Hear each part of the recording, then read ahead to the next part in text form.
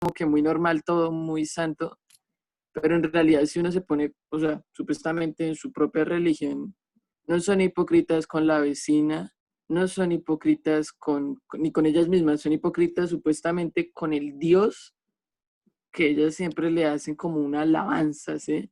Entonces siento que ahí como muestra ahí en las partes cuando, o sea, pasa el padre y cae lo del ángel y la forma del trato, siento como que a veces hay una hipocresía ahí. Y luego después de que pasa todo eso, ahí sí llegan y lo ponen así todo santo, todo como lo transversan, lo manipulan para como que quede como que como acomodado, ¿sí? Pero no muestran como una verdad, siento yo. Sí, sí, digamos que lo que plantea Daniel ya es más a nuestra actualidad, ¿no? Ojo que con estos detalles no es una crítica a Dios. De hecho, el problema jamás va a ser Dios, como les decía hace un rato, jamás es Dios. Eso ya es otro cuento. El problema realmente es la representación que le hemos dado en la tierra. ¿Alguien más? Muy bien, Daniel, like. Por alguien, alguien quería hablarme ahorita. ¿Qué crítica se ve muy, muy puntual ahí en el cuento? ¿Con qué ejemplos la podemos relacionar? ¿Sanos, sanos? Te escucho, Carrión. ¿Tú cómo visualizas la crítica que hace García Márquez en ese cuento a la religión? Ojo que también la religión de esa época, ¿no? Aunque yo a veces creo que no ha cambiado mucho.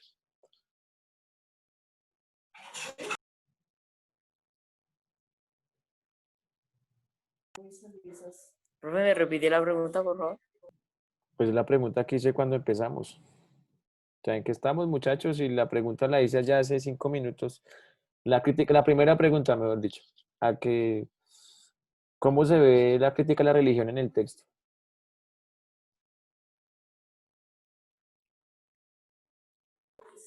Pues que el sacerdote, o sea, no lo mira como un, no sé, no lo mira como un ser humano, sino como que un fenómeno.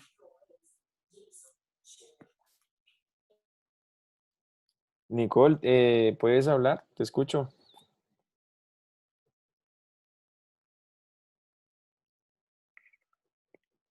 Ojo que ya hay que empezar a argumentar las cosas, hablarlo como gente de octavo. Hay muchos detalles inmersos. Por ejemplo, estamos viendo que la gente utiliza es como un beneficio. Si me hace un milagro, pues yo creo, si no, no. Eso es sumamente, como decía Daniel, hipócrita. Cogen al ángel como si fuera un animal extraño. La familia que lo acoge, que supuestamente es católica, pues lo coge para hacer plata. Y cuando ya no le sirve, lo abandonan en un gallinero.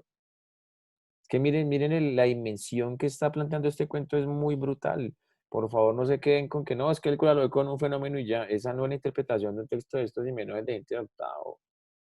¿Cuántas gente, con todo respeto, cuántos pastores se llenan de plata a costa de la creencia de los feligreses? ¿Cuánto oro ganó la Iglesia Católica en la época de la conquista, que fue el tema que vimos a comienzo de año? A costa de muertes y de dominio de la tierra que teníamos acá en América. A eso se refiere ese cuento, como la gente cree para beneficiarse y no por un principio realmente religioso. Es una crítica muy brutal y jamás dice lo que yo acabo de decir. Él no lo plantea de esa manera. Es más, si lo hubiese planteado de esa manera, ese cuento en esa época ni se publica, sino que lo que está ahí debajito, lo que hay que interpretar es donde está la magnitud pues, del cuento. Y por eso es que termina siendo en verdad un cuentazo. ¿Qué aspectos del realismo mágico? Pues un ángel cayó del cielo. Eso es realismo mágico. Pero si ven que en el cuento, cuando Pelayo y la familia lo encuentran, no lo toman con asombro. Normal, cayó un viejito con alas. Y no hay un asombro real por eso. Porque lo Como vuelve si ese. pasara todos los días. Sí, Como es si fuera algo. cotidiano. Pasa nada, no pasa nada, es cotidiano. Cayó un ángel del cielo. Luego nos montan la podrida de una mujer que se convirtió en araña porque le desobedeció a los papás. Y en el cuento literalmente es una araña ¿Normal? gigante y le dan vueltas de carne y es normal y la gente va y lo mira. Vale, no sé si ustedes han, bueno, yo vi un documental hace poco de los zoológicos humanos, me llena de pensé en realismo mágico. Antiguamente cogían a los negritos afrodescendientes, a los africanos de las tribus. Hay muchas tribus en África, algunos los llaman los pigmeos, no sé si ustedes sabían, son muy pequeñitos, y entonces decían que eran caníbales y eso, y como venían así pues con su fisionomía y tenían pues sus piercing de la época, que eran taquitos aquí atravesados y todo eso, los metían en zoológicos y la gente pagaba para verlos. y los ponían a hacer rituales y a hablar en lenguas, entonces decían que eran diabólicos, que eran carnívoros, y le hacían un platal enorme porque iban por toda Europa y por toda Norteamérica exhibiendo los caníbales de África, entonces la gente iba a verlos. ¿Y qué hacían ellos? Los dueños iban al África, convencían a la familia completa, números 8, niños, el abuelo, les vamos a dar plata, van a viajar, solo van a ser 6 meses y los esclavizaban. Y entonces era la sensación pues mundial, hasta que ellos morían por el clima, la alimentación y se iban muriendo. Cuando se morían, iban por más. El ser humano siempre ha hecho eso.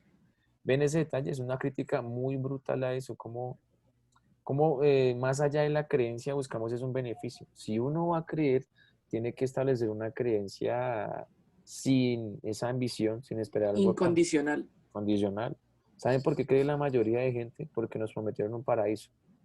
Y por eso la iglesia se inventó un paraíso, porque si no nos prometen un beneficio, la gente no camina. Y si no nos plantean un castigo, la gente no camina. Entonces mucha gente, es decir, jamás crean en un Dios por querer un paraíso o por miedo al infierno, porque entonces su creencia es una farsa. Su creencia vale triqui. La creencia es personal, es espiritual. Ahí está el detalle. Y digamos que históricamente lo que nos hacen es manipular todo el tiempo. Y comemos de esa manipulación. Mira, hay gente que hoy se atreve a decir que hay personas que se portan mal porque es influencia del diablo. El diablo es el que influye. Cuando no son capaces de reconocer que es que el comportamiento humano depende también de uno, la maldad y la bondad está en uno. Entonces García Márquez se mete al baile con eso y lo plantea muy jocoso, pues un ángel todo vuelto nada, hasta mueco lo plantea ahí, cayó del cielo. Viene esa perlita y ahí sigue volviendo ese severo cuento. Y ahí resumimos la tercera. Lo tratan de esa manera. Yo pensé en Jesús. Jesús es crucificado por los mismos creyentes. Los que saben la historia, al mal lo llevan por las estaciones, ¿no? Es un recorrido por el pueblo, le pegan, lo ponen a cargar la cruz. Cuando a Jesús lo amarran al tronco, pues está sin alimentación, casi desnudo, está herido, le clavan las manos, le clavan las piernas. La historia dice que él muere porque uno de los soldados romanos pues le mete el chuzo de la lanza aquí en la parte del costado y pues le llega al corazón, pero igual en esas condiciones pues de todas formas se iba a morir. La muerte de Jesús es una vaina gravísima y Jesús murió por nosotros y el ser Profe, humano pero ¿cómo lo sí, retribuye? Dime, Luisa. pues se supone que la religión viene después de que Jesús viene, ¿no? Entonces ellos en qué creían. No, No No, eso recuerda es, que ahí decía Pues lo no, del rey de los judíos, lo de los exacto, judíos. no me viene desde refiero pues. antes. Sí, eso es un paseo grande. Profe, ¿y qué Dime, pasaría, digamos, que si nosotros nos encontráramos algo divino en estos tiempos? ¿Le haríamos casi lo mismo a Jesús yo o sería creo Yo que, creo, yo creo que sí. yo creo que lo colocaríamos tipo en un circo y lo colocaríamos como un Y espectáculo. o sea, ganar plata con eso. mira, hay quienes dicen que si Jesús vuelve a la tierra, lo volvemos a crucificar. Y yo creo que no es una equivocación. En lo que dice Luisa, Luisa, la creencia religiosa venía desde mucho más años atrás. Noé, Moisés, toda esa gente es antes de Jesús. Lo que pasa es que Jesús es como la primera fuente humana de carne y hueso, el parecido a nosotros, es el reflejo. Jesús históricamente existió. Digamos que yo no les hablo de tipos religiosos porque pues un tipo que convierte el agua en vino y multiplica la comida y para el leproso, pues me queda difícil resucitar al tercer día. Pero históricamente hubo un tipo que no era ni rubio ni de ojos azules porque era un judío. Entonces yo a veces pienso cómo Era como ponemos, nosotros. sí, cómo ponemos un cuadro en la casa que parece un inglés o un alemán si era un judío. Entonces la historia dice que Jesús era crespito, era morenito, barbadito, era judío, era de Medio Oriente. Jesús era un hombre muy lúcido que dijo, miren, hay que tumbar políticamente a los que están. Miren lo que les voy a contar tan áspero. Jesús llegó y dijo, digamos que Jesús está en Colombia. Y Jesús dice, mira, aquí corrupción, aquí hay de todo. Yo quiero arreglar esto. Yo soy un líder que quiere arreglar esto, pero no puedo solo. Fui y buscó a 12 manes. Esos 12 manes, que son los apóstoles, pongámoslos como alcaldes.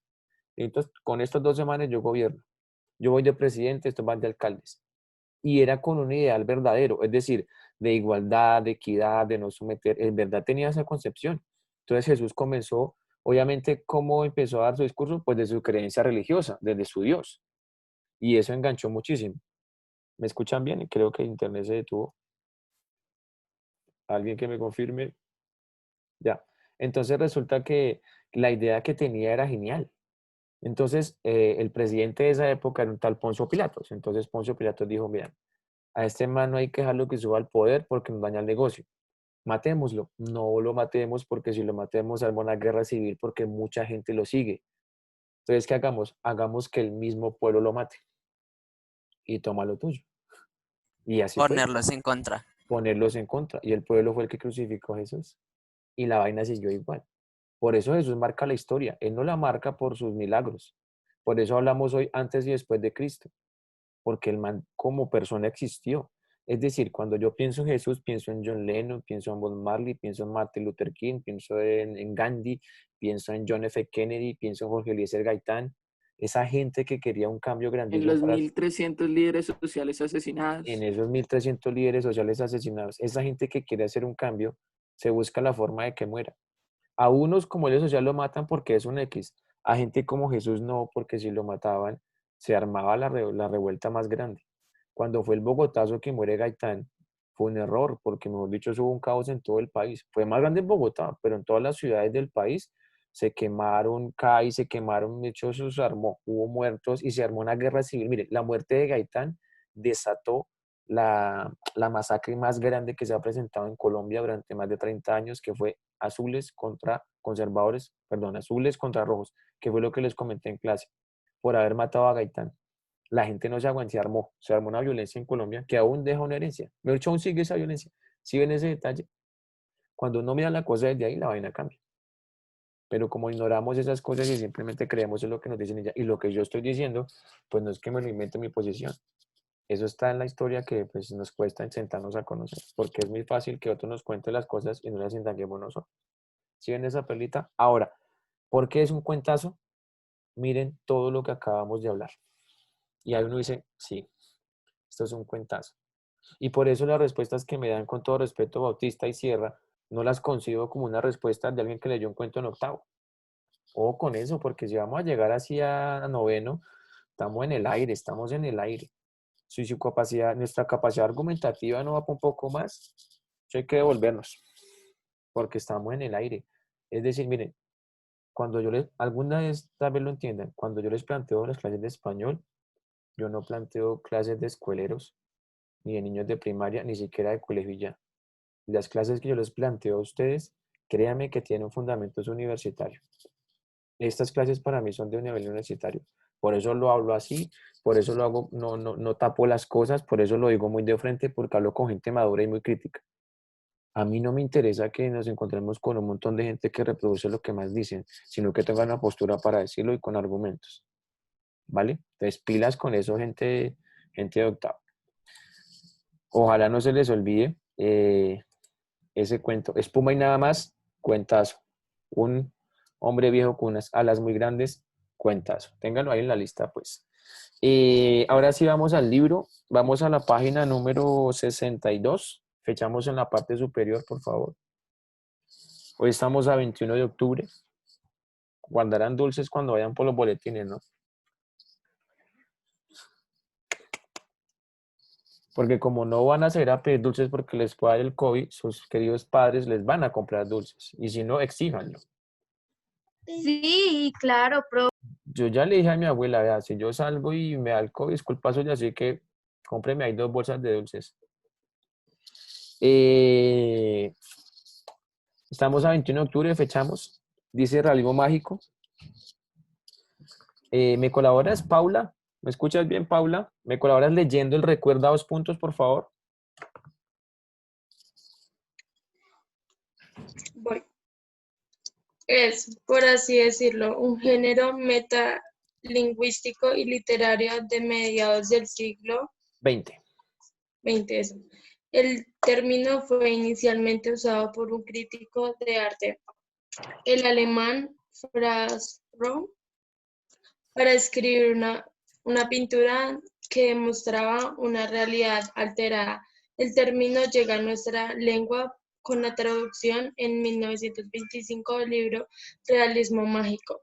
Revista de Occidente, 1925, fue en gran medida influenciado por las obras surrealistas de la escritora chilena María Luisa Bombal. Bombal. Entonces, para que tengan en cuenta algo, García Márquez no se inventó el realismo mágico, eso ya estaba. Lo que pasa es que este tipo lo llevó pues a otro nivel desde la literatura. Y de hecho, hubo escritores, hubieron escritores antes de García Márquez, perdón, hubo escritores antes de García Márquez que ya lo estaban haciendo. Hay uno que se llama Miguel Ángel Las Historias con el reino de este mundo, solo que García Márquez pues lo explotó más y la rompió porque relacionó tantas cosas con lo social, con lo histórico, que tuvo más relevancia. Dice, ¿qué entiendes por realismo mágico? Es convertir la ficción en realidad.